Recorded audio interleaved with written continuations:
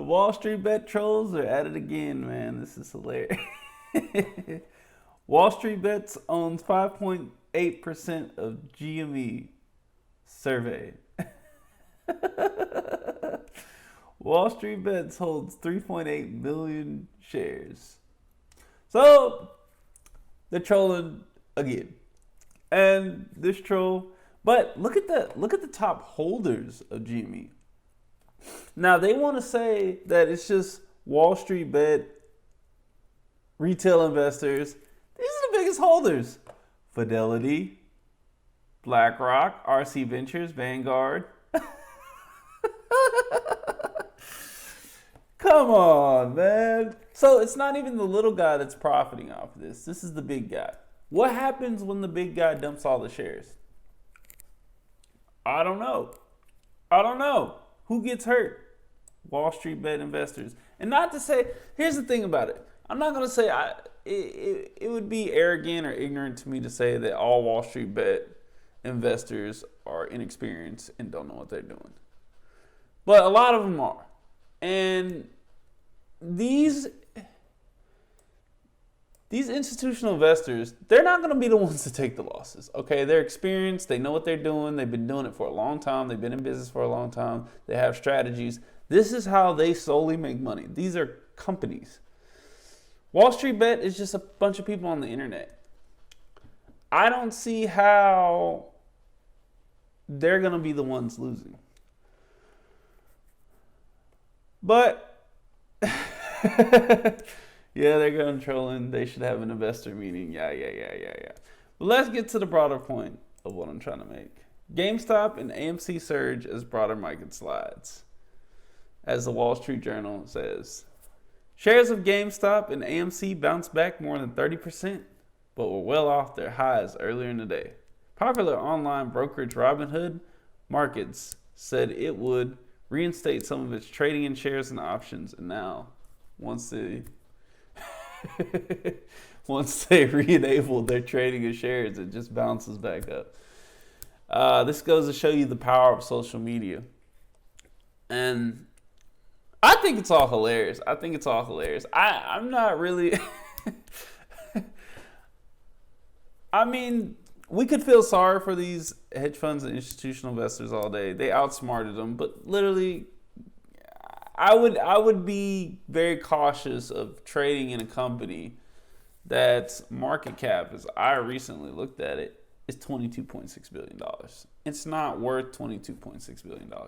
So even CNET's doing an article yesterday, GameStop run gives a bigger market cap than several actual video game companies. It's bizarre. The business model of their retail stores is dying. It's no longer a business model. And I know y'all think y'all are sticking it to the man when y'all give it to GameStop. And I know that, you know, it's ha he he at the end of the game, but y'all gonna lose real money. You do know that, right? I mean,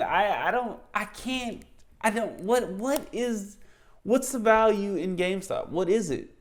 Am I missing something? I just don't. Just because a bunch of speculators say something's worth something doesn't mean it's worth anything. But it just goes to show you how insane this market is right now. The rest of the market's sliding. GameStop is going higher and higher. So the SEC is looking into Robinhood's handling of GameStop trading. Fearing the recent delistings and volatility undermines market confidence, the U.S. security regulator says. And this is the problem, too, that Robinhood traders don't understand. And we want to say we're sticking it to the man, but I guess they are. But at the same time, it doesn't instill confidence when you have... Let's call it what it is. It's market manipulation. You're manipulating the price of GameStop. And it doesn't instill the confidence of other investors because this system is built on integrity, right? We're not communist China. There's actual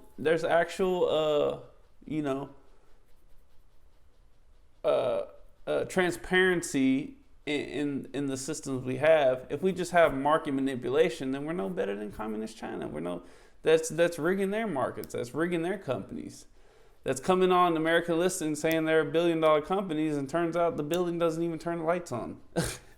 I mean, so that's one thing we have to understand, that side of the argument as well. But let's see what this Cointelegraph article is saying. The U.S. security watchdog is looking into the affair of Robinhood and the Redditors. At least in so many words, the Securities and Exchange Commission made a joint statement on Friday expressing the concern of extreme price volatility of certain stocks trading prices over the past several days.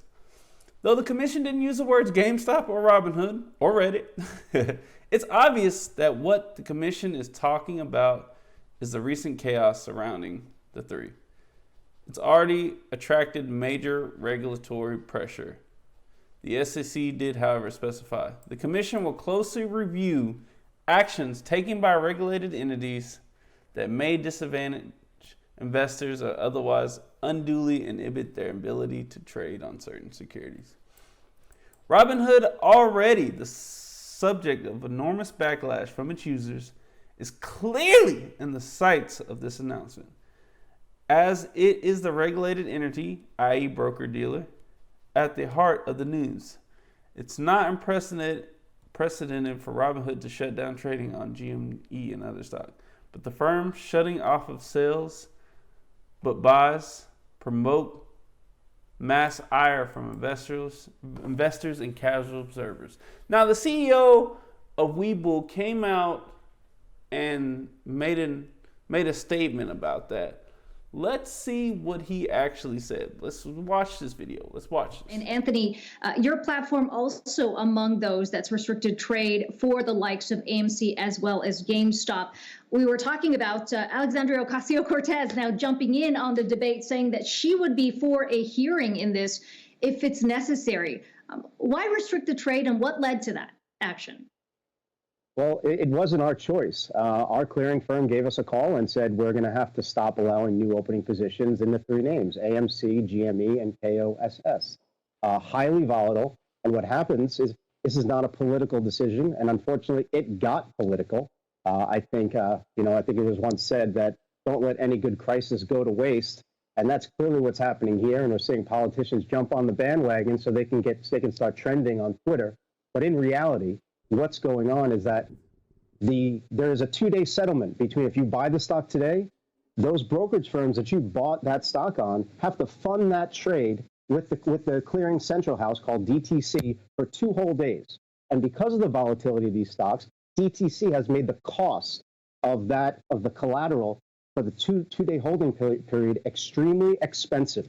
And we just can't afford, well, not Webull, we're not a clearing firm, but our clearing firm simply cannot afford the cost to settle those trades. We cannot use customer funds to front that cost due to regulation. So the brokerages or the clearing firms have to go into their own pockets to do it, and they simply can't afford the cost of that trade clearance. That is the reason why these stocks are coming off. It has nothing to do with the decision or some sort of closed room smoke-filled cigar room of Wall Street firms getting together to the dismay of the retail trader. This has to do with settlement mechanics of the market. Okay. So in the conclusion, this is just a bunch of insanity. It's kind of funny. It's kind of funny, but it's going to have long-term consequences. Like the CEO of Webull said, never let a good crisis go to waste. And that's it. That's all I have to say about that. I'll see y'all again.